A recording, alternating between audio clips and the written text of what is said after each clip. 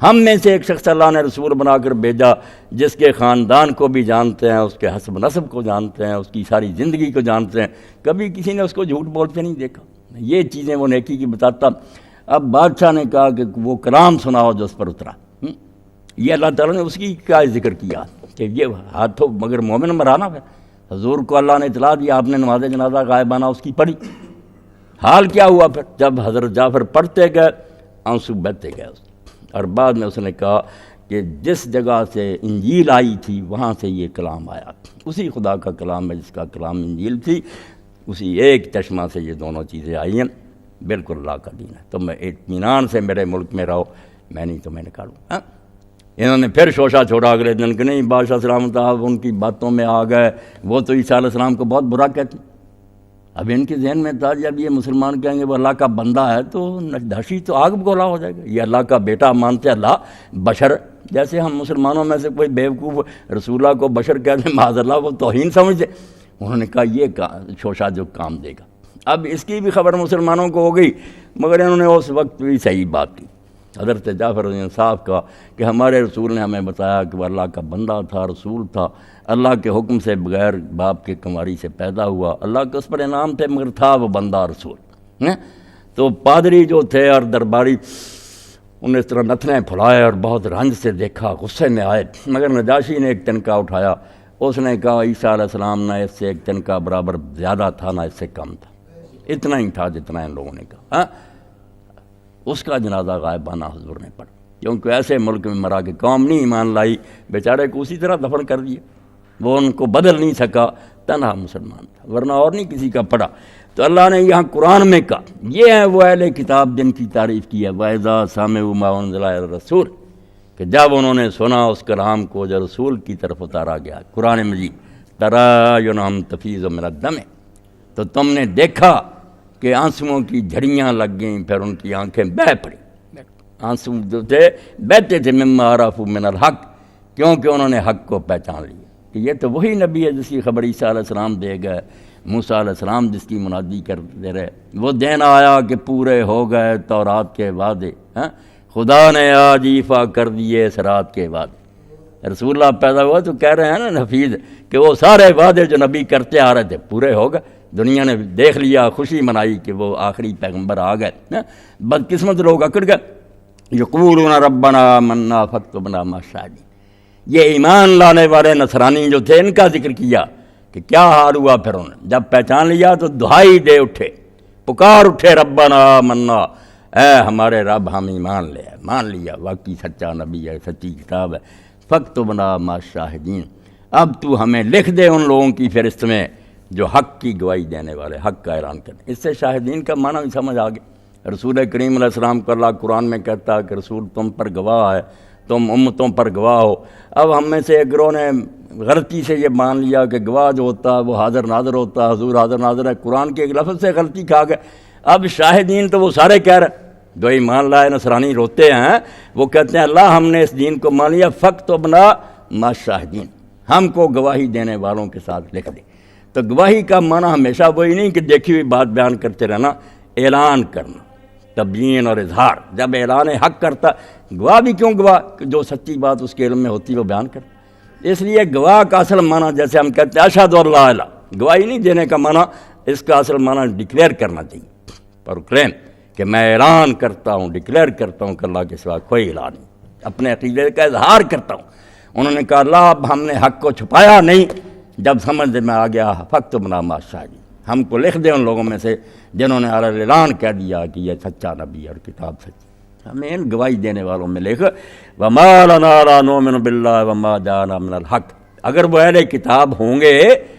تو ایمان کیوں نہ لائیں گے؟ جیسے انہوں نے کہا کہ ہمیں کیا ہو گیا کہ ہم کیوں نہ مانیں اللہ کو اور اس شے کو جو اللہ کی طرف سے ہمارے پاس حق آ گئی ہے، اللہ بھی سچا اور اس کی طرف سے حق بھی آ گیا، کیوں نہ مانیں؟ وَنَطْمَعُ أَن يُدْخِلَنَا رَبُّنَا، تو دوسری طرف امید یہ لگائیں، آس یہ رکھیں کہ اللہ ہمیں جنت میں داخل کرے گا نیک لوگوں کے ساتھ۔ اور کیسے جنت ملے گی جب کہ ہم نے حق پہچان لیا تو مانیں نا۔ تو یہود و نصارہ کے بارے میں جب اللہ بیان کرتا کہ تورات انجیل میں بار بار انہیں بتایا گیا کہ نبی آئے گا،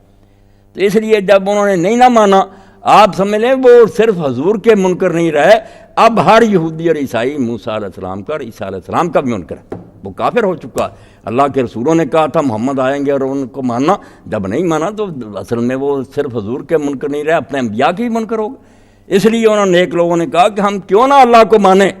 اور کیوں نہ اس دین کو مانیں جو اللہ کی طرف سے حق آیا، جب کہ ہم یہ امید رکھتے ہیں کہ اللہ ہمیں اپنے نیک بندوں میں داخل کرے۔ فَأَصَابَهُمُ اللَّهُ بِمَا قَالُوا، یہ ہیں بھائی جن کے لیے کہا کہ اللہ نے پھر ان کو انعام دیا، یہ اس کہنے کی وجہ سے جب انہوں نے اعلان کر دیا کہ رسول اللہ سچے ہیں قرآن، تو ایسے نصارہ جو ہیں ان کو پھر اللہ نے انعام کیا دیا، جنات باغ تجری من تحت الانہار، جن کے نیچے نہریں بہہ رہی ہوں گی، خالدین فیہا ہمیشہ رہیں گے، وذالک جزاء المحسنین، اور یہی انعام ہے ان کا جو نیکوکار لوگ۔ والذین کفروا وکذبوا بآیاتنا، جنہوں نے انکار کر دیا اور جھٹلا دیا ہماری آیتوں کا، پتہ چل گیا کہ رسول ہے پھر بھی نہیں مانا، اولئک اصحاب الجحیم، ایسے سب یہود نصارہ دوست پکی۔ اس لیے یہ مسئلہ جو ہے نا، اس بارے میں ذہن جو میں نے اشارہ کر دیا، ذہن کو کلیئر کرنا چاہیے۔ کہیں تعریف آئے کسی پچھلی امت کی، وہ ہیں کہ جو ان میں شریف لوگ تھے، آ گئے تھے اسلام میں، اللہ نے کہا یہ نہ کہنا کہ ہم ان کو اتنا برا کہہ رہے ہیں تو سب برے ہی ہیں، نہیں، ان بروں میں سے اچھے بھی نکلا ہے، وہ تھوڑے سے ہیں، وہ دین کو مان گئے۔ ایسے لوگ تھے جن کو اللہ تعالیٰ نے پھر وعدہ دیا کہ ان کا انعام جو ہے وہ ضائع نہیں ہوگا۔ سورہ آل عمران کی آخری آیت تو پہلی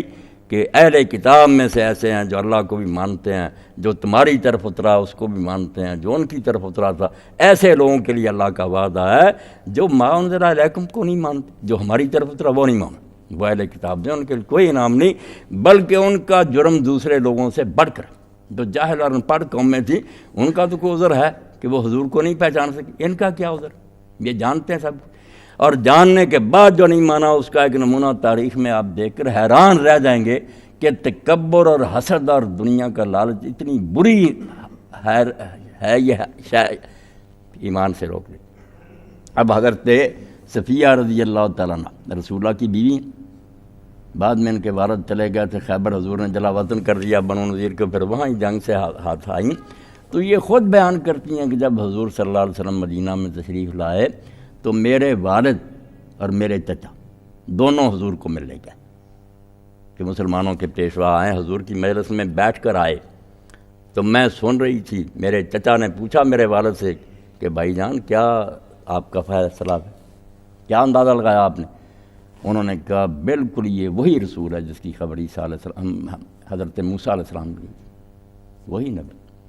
تو انہوں نے پوچھا پھر کیا ارادہ، ماننا یہ نہیں؟ کہنے لگا جب تک جسم میں جان ہے اس کی مخالفت کرے۔ توبہ توبہ۔ اس لیے یہ نہ سمجھیں کہ جو لوگ نہیں مانتے وہ صرف یہ سمجھ نہیں آئی، ایسے لوگ ہیں وہ کوئی بات نہیں، اللہ انہیں معاف کرے گا۔ ایسے ہیں خبیث جو سمجھ آنے کے باوجود کئی بیماریوں کی وجہ سے رکے ہو۔ اس نے کہا یہ کیا بات ہوئی، ایک طرف آپ مانے اللہ کے رسول ہیں، ایک طرف کہہ رہے ہیں جیتی جان مخالفت کرنی۔ انہوں نے کہا بھائی آج تک لوگ ہمیں پیر مانتے رہے، ہم سے فتوے لیتے تھے، اب ہم اس کے مریدوں کی صف میں بیٹھیں، تکبر نے اجازت نہیں۔ قتل ہو گیا، مارا گیا، بیٹی حضور کے نکاح میں آ گئی، مگر اسلام نصیب نہیں ہوا۔ تو جو ان میں سے اچھے تھے جن کا اللہ نے فرمایا ان میں تکبر نہیں تھا، وہ بڑے نہیں بنتے تھے، انہوں نے کہا کوئی بات نہیں، حضرت اسحاق کی اولاد سے نہیں اسماعیل کی اولاد سے آ گیا تب کیا ہوا؟ مگر یہ میرے آپ کے لیے بات ہے کہ ہم سمجھے اسماعیل علیہ السلام کی اولاد سے، یہ یہود کے نزدیک بہت بڑا جرم تھا اور جرم ہے۔ وہ حضرت اسماعیل کو ذرا وزن نہیں دیتے، رسول ہی نہیں مانتے۔ یہ ہم اپنی جگہ مسلمانوں کے گھر پیدا، ہم سمجھتے کوئی فرق نہیں ہم میں، زمین و آسمان کا فرق۔ کم وقت حضرت اسماعیل علیہ السلام کو ہی نہیں نبی مانتے کہ وہ کب نبی تھا، کوئی نبی، اس لیے اس کی اولاد میں سے نبی ہونے کا سوال ہی نہیں پیدا ہو۔ اور ساتھ ہی کہتے ہیں وہ تو تھا، اس کو ہماری ماں کی وجہ سے جلا وطن کر دیا گیا، ہماری ماں سارا ناراض ہوئی، اس نے کہا نکال ابراہیم اس کو، یہ لونڈی زادہ کہاں سے آ گیا؟ تو ابراہیم علیہ السلام کوئی پریشان ہوئے کہ یہ تو بڑی بری بات ہے، میرا بچہ ہے، اللہ نے بڑی مشکل سے دیا ہے، سارا سے تو کوئی ہوا ہی نہیں ابھی، مگر نہیں، اللہ کی طرف سے وہی آئی یہ بائبل میں کہ جو سارا کہتی کر۔ کہتے ہیں ہماری تو یہ عزت ہے کہ ہماری ماں کے لیے اللہ نے حکم اتار دیا تھا، اور جو تم ہاجرہ کو لیے پھرتے لونڈی کو اور اس کے بیٹے اسماعیل، اس کو تو نکال دیا تھا، جنگل میں چھوڑ آئے تھے، جو چاہے بھوکا مرے جانے، اور وہاں یہ ویشی ہو کر پرورش پائی۔ الفاظ ہیں بائبل کے کہ یہ جنگل میں پڑا ویشی تھا، کوئی تہذیب نہیں، اس لیے وہ کہتے ہیں اس اسماعیل کی اولاد سے آ گیا، اس کو ہم مان۔ سورہ بقرہ میں آپ دیکھ رہے ہیں وہ کہتے ہیں ہم میں سے کوئی پیدا ہوگا نا ہماری نسل سے، اس نبی کو مانیں گے، دوسرے کو نہیں ہم مانتے۔ تو ایسے لوگ اللہ کو بھی نہیں مانتے، اللہ کو مانتے ہوتے تو اللہ کو دیکھتے۔ اور اسی لیے پہلے پارہ میں آپ جو قصہ آدم و ابلیس دیکھتے ہیں کہ اللہ بتا رہا ہے ابلیس نامراد نے بھی کہا تھا کہ یہ مٹی سے پیدا ہوا، میں آگ سے پیدا ہوں۔ یہ نسلی تعصب بات انہی کی طرف اشارہ ہے کہ خبیثوں اس نے بھی دیکھا تھا کہ یہ یہاں سے پیدا ہوا گیا، مگر وہ مردود ہو گیا تھا۔ جو نیک تھے انہوں نے کہا نہیں، مٹی سے پیدا ہوا یہ کچھ بھی، ہمیں اللہ نے کہا ہم نے جھکنا، فرشتوں والی خصلت پیدا کرو۔ ابلیس نہ، مگر یہ ابلیس کے پیرو بنے کہ نہیں، اسماعیل کی نسل سے ہم نہیں مانیں۔ آج تک کم بخت حضور کی تو گزارا آپ کے بڑوں کی مذمت کرتے ہیں۔ آپ پڑھیں ان کی کتاب میں حضرت اسماعیل اور ہاجرہ کے بارے میں ایسا کچھ لکھتے ہیں، وہ کہتے ہیں سوال ہی نہیں پیدا ان پر اللہ کا کیا نام ہونا تھا، یہاں سے آ گئے محمد صلی اللہ علیہ وسلم۔ اس لیے ان میں سے جو اچھے نکل آئے نا اہل کتاب، اللہ نے ان کی تعریف کی ہے کہ یہ سارے برے نہیں، کچھ انہی میں سے آئے ہیں، اہل کتاب ہی تھے وہ، مگر انہوں نے اللہ کو بھی مان لیا، قرآن کو بھی مان لیا، رسول اللہ کو بھی مان لیا۔ تو مقصد میری بات کا یہ ہے کہ رسول اللہ کو مانے بغیر اب اگر کسی شخص کے ذہن میں نا کہ کوئی آدمی نجات پا سکتا، بالکل غلط بات۔ حضور کی آمد کے بعد جو آپ کو نہیں مانتا وہ اللہ کا بھی منکر، کیونکہ اللہ نے آپ کو بھیجا، وہ اپنے نبیوں کا منکر کہ نبیوں نے پیش گوئیاں کی ہیں، اس لیے وہ ایسا پکا کافر ہے، اولئک هم الکافرون حق۔ دوسرے کچھ کم کافر ہوں گے، یہ بڑے پکے کافر ہیں یہود و نصارہ، ان کے لیے کسی انعام کی کوئی امید نہیں کی جاتی۔ وآخر دعوانا الحمدللہ رب العالمین۔ اب حکیم صاحب محترم آپ کے سامنے حدیث رسول بیان فرمائیں جی۔ اللہ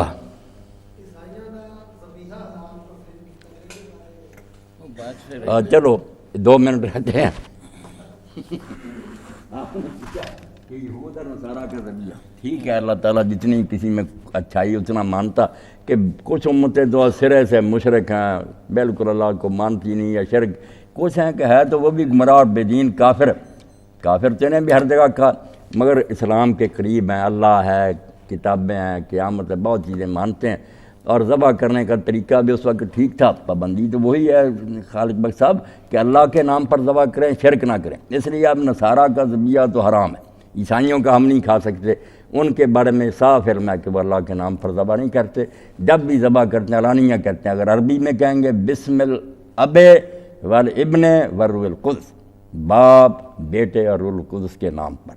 اور اپنی زبان میں بھی کہیں گے پنجابی یہی، باپ، بیٹے تے روح پاک دے نام تے، 3 خداواں دے نام تے ذبح کر دے، ما الا بغیر، یہ بالکل حرام کر دے۔ یہود دا ٹھیک، یہود دا بھی درست ہے، یہودی اس بارے بہت پکے، خالص اللہ دے نام سے ذبح کر دے، پاویں وہ کسی زبان سے نہ لڑن،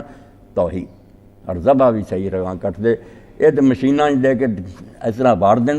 سارے کٹ کٹا کے باہر نکلاؤں گے، جانور مردار ہے، انہوں کا گوشت نہیں یورپ کھانا چاہیے، نہ ان کوئی نصارہ نہ انہوں کا ذبیحہ اسلام کے مطابق بھی ہے۔ جی آئیں